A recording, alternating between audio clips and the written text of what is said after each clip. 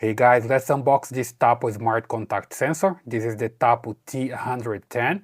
So you need to use a hub to work with this one. Here I have a hub, that's the Smart Hub Tapo H200. So I need one to work with my contact sensor here.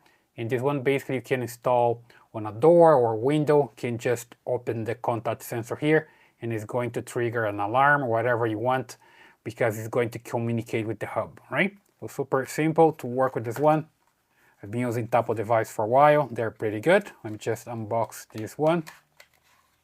There we go. So see here, you just put this on a door or on windows, and then they're going to close like this, right? And it's going to trigger the alarm when you close the door like this. Super simple.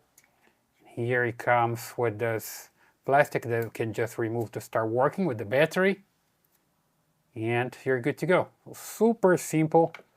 You just need to install according to the instructions here, the user guide. There we go. There's a setup video as well.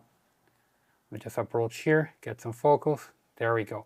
See, here is a magnet and a sensor. And then you just need to align correctly, which is pretty easy. You see an LED here to show that's working. And there is a battery inside here, a reset button as well.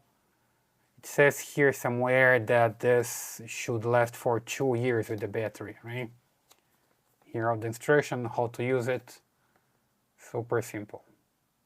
Okay, so you can get yours on Amazon, and you need also to get a hub like this.